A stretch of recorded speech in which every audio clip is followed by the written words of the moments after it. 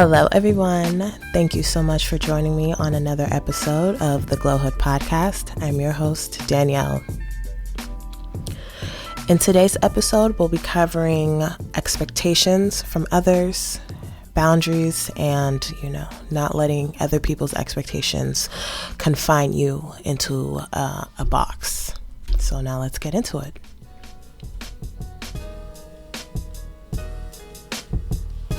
So before we begin, I just want to say if you are following us on all of our social media platforms, thank you so much for the support. You can follow the Glowhood podcast page on Instagram, Facebook, and Twitter. You can also follow the sister page, Grown Women Society, also on Instagram, Facebook, and Twitter. If you have any questions, comments, or anything like that, you can always feel free to leave a comment, leave a tweet, message, whatever it is. And you can also, if you want to be featured in any of the podcast episodes, you can leave a voice note through Anchor, and that way I can add it to the episode and answer your questions. So now let's get into the actual episode.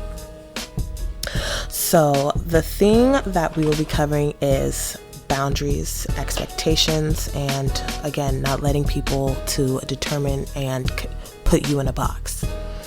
This is a topic that I have been thinking of doing for a very long time, so I thought it would only be right for me to just do it right now as a second episode. And I just want to speak on a few things. This is not going to be very long, but I just want to get into what it is, how it hinders you in your own personal journey. So being a people pleaser, which is something that I struggle with consistently, doesn't allow you to actually thrive in your purpose. It doesn't allow you to fulfill the things that you want to fulfill because you're always thinking about other people and their needs, and you're thinking about their expectations and what they think about you, instead of doing your own thing, focusing on yourself, and making sure that whatever you're doing makes you happy as opposed to everyone else. When you are someone who is consistently thinking about other people and their needs, it actually is very draining, and it's detrimental to your own development. A few things that can happen when you are a people pleaser is it can lead to not standing up for yourself or maintaining your boundaries. So that means if someone is asking you to do something that you don't feel comfortable with because you're a people pleaser and because you want to figure out, okay, let me see if I can make this person happy, you're going to do things that you normally would not do if no one had asked you. So that, again, is crossing a boundary. It can lead to developing several different things. The first being anxiety, because you don't want to let other people down. So the anxiety is building up. Then that can lead to several different issues. It can lead to self-doubt. It can lead to self-sabotage. It can lead to procrastination, depression, low self-esteem, and so many other issues. All of these things can then spiral out of control and cause you to get into a deeper cycle that is a vicious cycle. It can lead to essentially a harder life than you would want for yourself. It could essentially promote destructiveness in your life as opposed to creation and creativity. So being a people pleaser is, not great. I know in theory, it may seem like, it's a good idea, but if you feel like you're doing a lot for other people just because you're afraid of whatever it is, whatever their opinions or expectations are of you, then it's time that you need to reevaluate things and make sure that you're taking care of yourself first. And I'm not saying take care of yourself and be selfish. I'm just saying put your own needs before you put other people's needs on top of it. There was a really good example that I saw on someone else's page. I believe it was on Instagram. If I can remember who it is, I will leave it in the description of the podcast. They were essentially saying how if you have a cup and you know that you require 16 ounces of water to be able to maintain your sanity, to be able to function basically throughout the day, right? And not saying that 16 ounces is not, that's only a little bit, but that's just an example. If you know that you require 16 ounces of it and you only have 32 ounces, it's best that you set aside those 16 ounces first, and then out of the remaining 16 ounces, then you can parcel that out to others.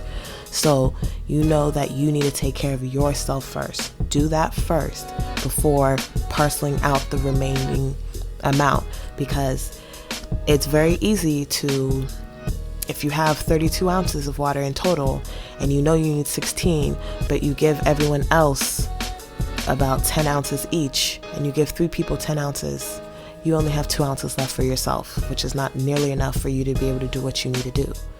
So this is what I'm talking about when I say make sure you take care of yourself and your needs first. Do not allow other people's expectations to dictate things that you have going on in your life. Granted, you can always listen to advice. You can always get feedback and opinions of other people when you're like making a decision where you kind of don't know what's going on, or you just want to have a little bit of insight from other people's perspectives. Feel free to do that.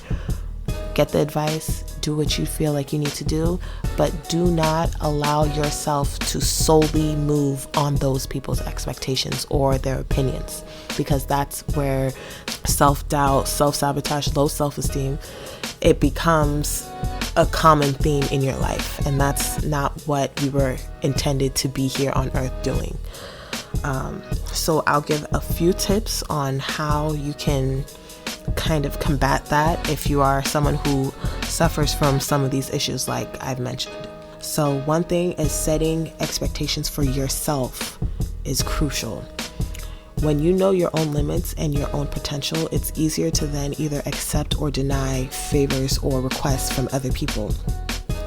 Just like I outlined in episode 1, getting to know yourself, if you really know what you're capable of, if you know what you like and don't like, you'll be able to then decide on what to do and what the next course of action would be when you're doing anything in regards to figuring out what to do with someone else, figuring out what to do for yourself, figuring out your career, your major in school, figuring out your romantic interests, figuring out your friendship circle, figuring out even like the place that you want to live and countries you want to stay in or countries you want to travel. All of that is solely dependent on you knowing yourself and knowing what you like and don't like. The next thing is not feeling guilty about enforcing your boundaries.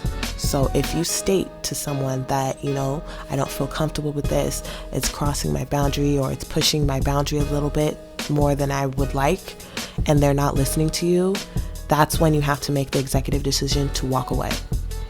Do not allow other people to bully you, peer pressure you, to make you feel like you have to do this or you have to do whatever they're asking you, otherwise such and such will happen, or otherwise so-and-so is not going to like you. That should not ever be the concern or the main focus. That is not technically your business whether they like you or not. How someone feels about you is their issue, not yours. Always remember that. Their opinions are solely their own opinions. They are not anything that's going to dictate your life. It's not going to dictate your well-being. It's not going to dictate how you move and function on this planet. It doesn't hold any weight. Their opinions are solely their own. They can either share those opinions with you or they can keep them to themselves. Either way, it shouldn't have an effect on your life. So if you know that someone is trying to push your boundary, especially if you are someone who is naturally giving or nurturing or a caretaker, and they see that you are naturally that way and they keep asking you for more and more things and they require more and more things from you, it's time that you take a step back, reevaluate the situation, and then decide if you want to continue the friendship, relationship, whatever it is, or if you decide that you want to step away. That is crucial. You need to learn as an individual to protect your energy. That's something that even I struggle with on a consistent daily basis, protecting your energy. It's not easy, but it is very simple. It's not usually an easy thing to be able to protect your energy, to cut someone off, especially if it's someone in your family or if it's someone who you've been close with for a very long time. But you always need to remember that you have to put yourself first, because at the end of the day, no one else is going to look out for you the way you would look out for yourself. So you need to make sure that you are a priority in your own life, because as much as we like to overthink and think that other people are thinking about us all the time, they're really not.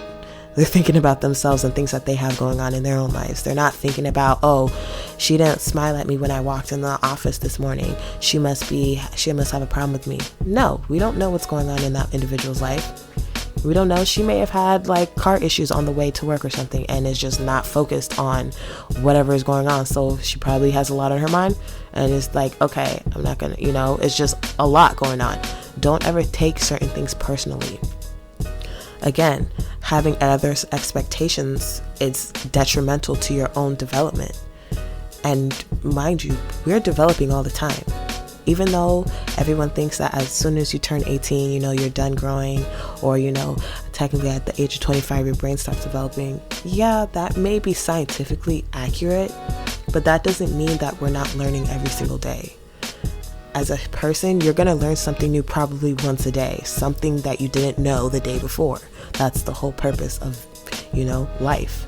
So the last thing that I'll leave off with is don't be afraid to set your boundaries and don't feed into any insecurity that you have.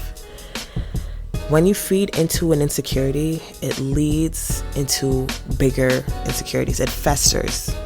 It basically it's a small wound that starts to open up and it eats away at your soul pretty much. So don't allow any insecurity to ever control your life, because you have to know that it is in your head. It is something that you are thinking about and overthinking about that you have the power to control.